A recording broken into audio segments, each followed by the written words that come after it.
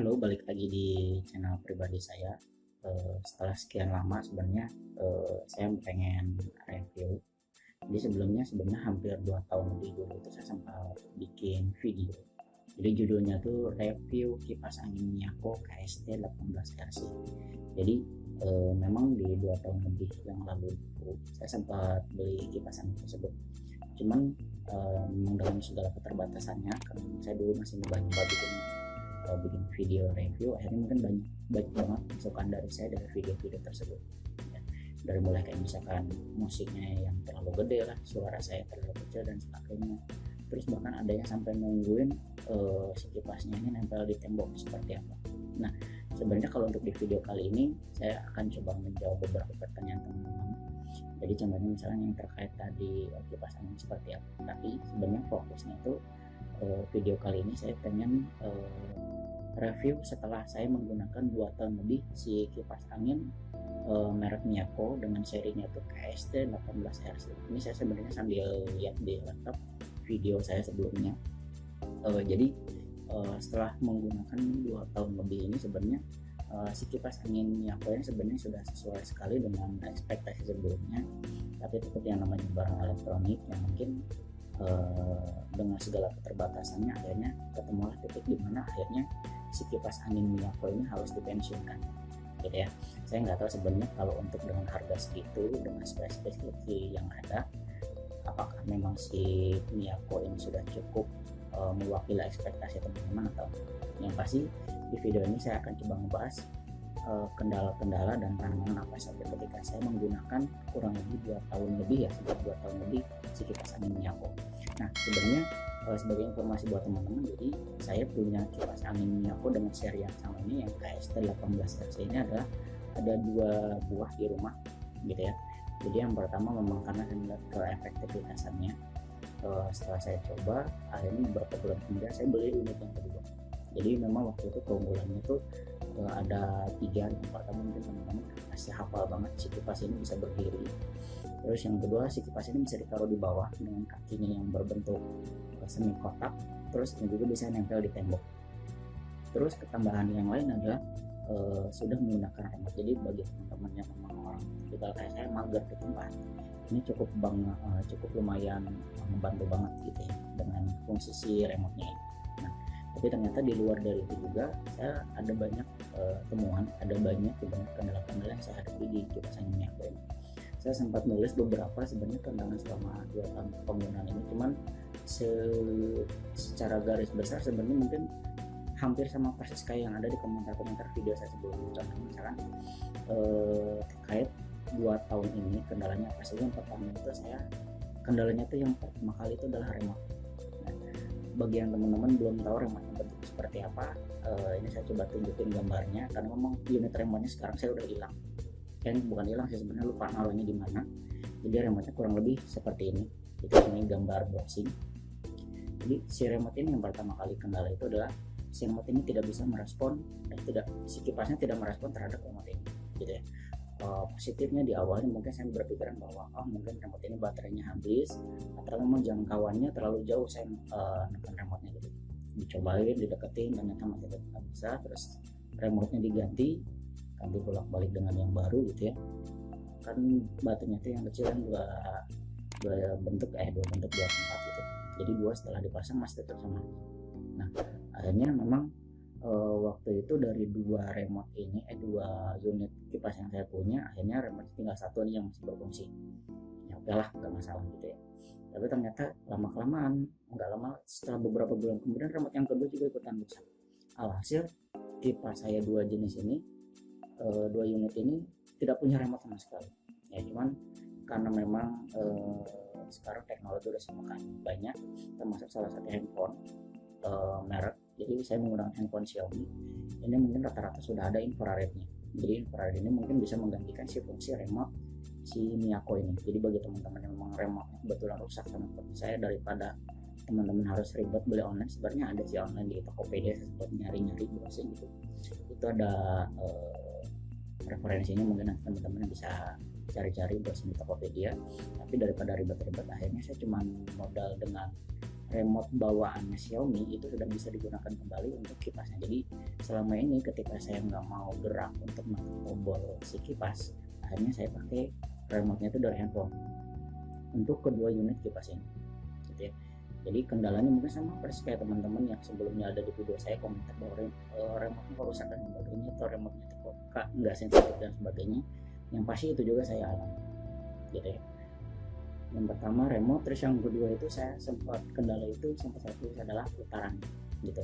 Nah putaran lambat ini sebenarnya saya agak masih ragu sebenarnya, apakah memang penyebabnya dari kipas ataukah memang dari listrik, gitu ya.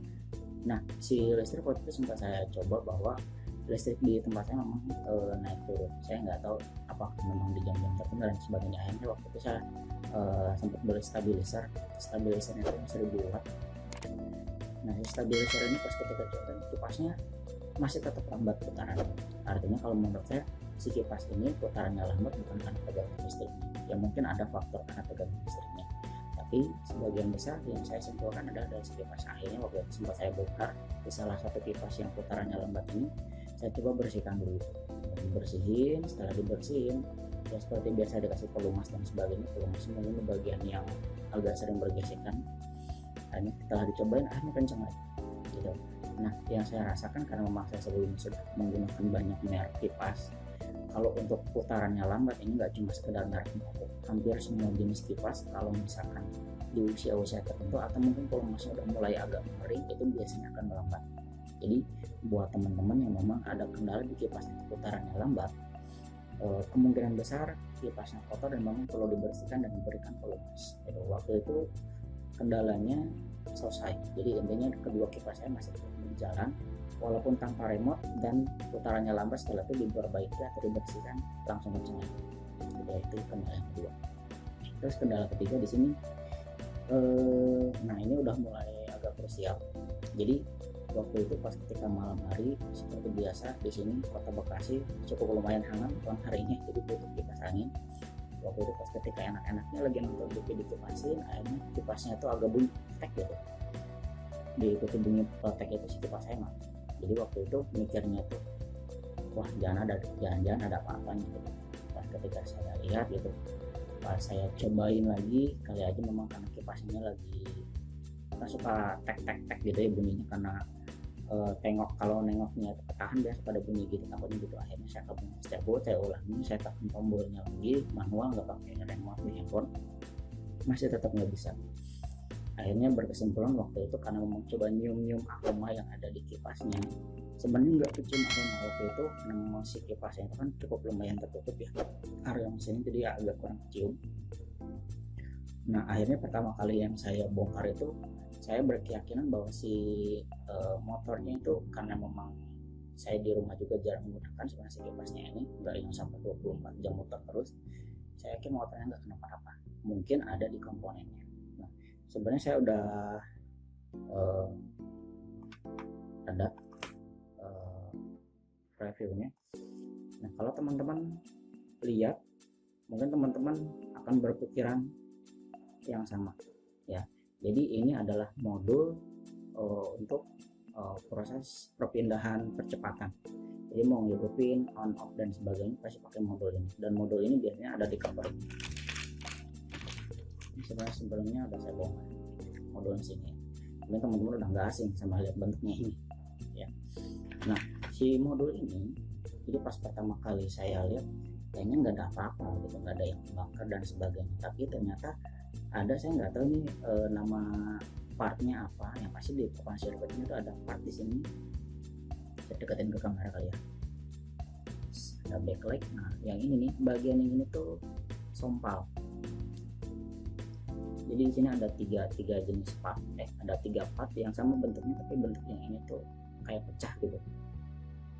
Nah si part yang pecah ini, dugaan kuat saya adalah awal mula kenapa si kipasnya ketika lagi hidup tiba-tiba meletek gitu bunyi, mungkin dari sini, saya nggak tahu sih pastinya. Tapi yang pasti si modul ini pas ketika saya cek udah pecah seperti ini. Pas saya cek harusnya sih nggak kebakar sih, cuman pas ketika saya colokin lagi tek, akhirnya pecahnya itu jadi nambah.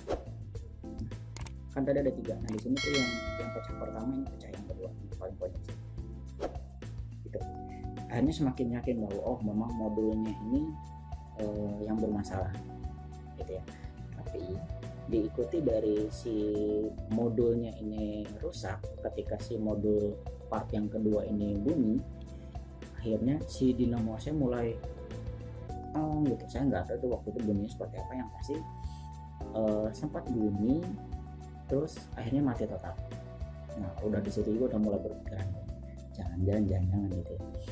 Ketika akhirnya saya coba bongkarnya itu nggak cuma sebatas bongkar ini aja, karena ini udah pasti bermasalah. Bongkarnya akhirnya mulai ke dinamo. Terus ketika saya tarik si cover belakangnya itu saya buka, saya cium bau angus gitu ya.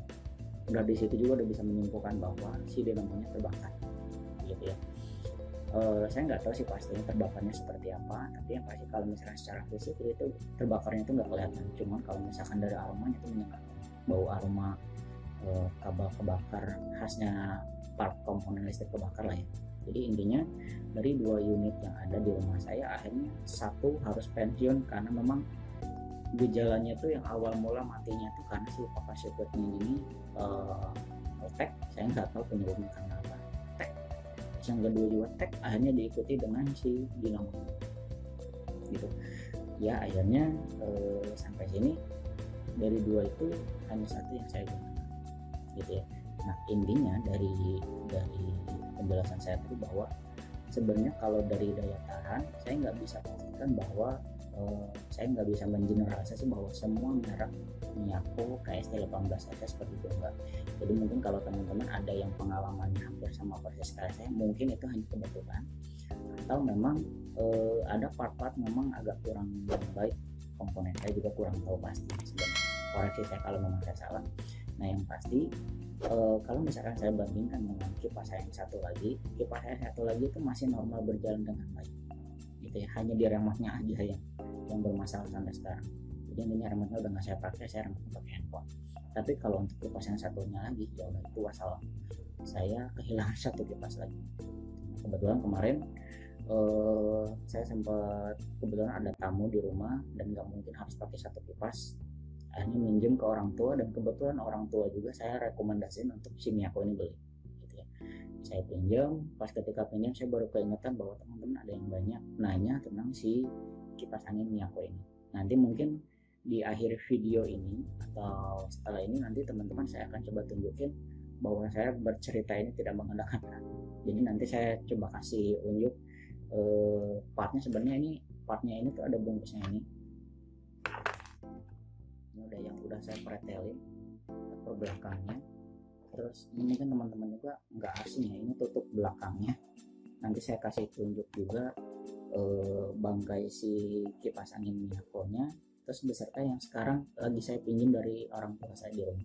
Nanti mungkin juga saya balikin gitu ya. Nah intinya sih kesimpulan saya bahwa kalau misalkan teman-teman menonton video untuk preferensi teman-teman untuk memutuskan beli atau tidak, sebenarnya kembali lagi ke teman-teman. Kalau misalkan teman-teman merasa bahwa dari review ini teman-teman udah bisa menyimpulkan sesuatu bahwa teman-teman itu agak kurang cocok, ya silakan aja. Yang pasti kalau menurut saya teman-teman bisa lihat juga, atau bisa nanti saya tunjukkan kipas yang sudah 2 tahun lebih ini masih tetap berjalan dengan normal. Artinya bisa jadi ini ya udah elektronik gitu ya, ada masa pakainya, dan masa pakainya nggak bisa jadi nggak bisa digeneralisasi bahwa kalau Miyako itu setelah 2 tahun akan sampai seperti itu, karena memang buktinya saya ada satu kipas angin lagi itu masih tetap berjalan dengan normal, hanya remote-nya aja gitu ya. Terus dari pertanyaan teman-teman, saya sambil scroll juga videonya teman-teman itu ada yang nanya itu, ini ada yang bilang kemarin baru beli tapi kok ini suara kipasnya berisik, padahal itu masalah apa membelinya atau ada yang salah pasang. Nah kalau dari pertanyaannya ini sih sebenarnya kalau berisiknya seperti apa sih saya kurang tahu, tapi pengalaman waktu itu adalah ketika saya salah pasang si dudukannya, karena memang pas ketika instalasinya agak rumit, agak berlibat. Biasanya pas ketika udah saya putar-putarnya itu akan sedikit kendala, biasanya seperti itu. Selebihnya pertanyaannya kurang lebih sama, kalau ada partnya bisa seperti apa, mungkin pengalamannya sama. Sejauh ini yang saya rasakan kalau misalkan nyari part ini di e-commerce udah banyak banget. Yang penting tahu teman-teman seri si Miyako-nya itu Miyako KST 18S ya. Sekian video kali ini. Setelah video ini saya akan tunjukin review yang chips yang masih hidup, terus sama satu lagi yang lain gitu ya. Terima kasih buat teman-teman yang udah mau nonton video kelanjutan dari 2 tahun yang lalu di hari ini. Terima kasih buat teman-teman, jangan lupa klik subscribe dan aktifkan lonceng notifikasi buat nanti teman-teman dapat update lagi kalau misalnya saya ada apa-apa sama kita ini. Mungkin teman-teman bisa saya infoin juga ya. Terima kasih, sampai jumpa dan terima kasih, bye bye.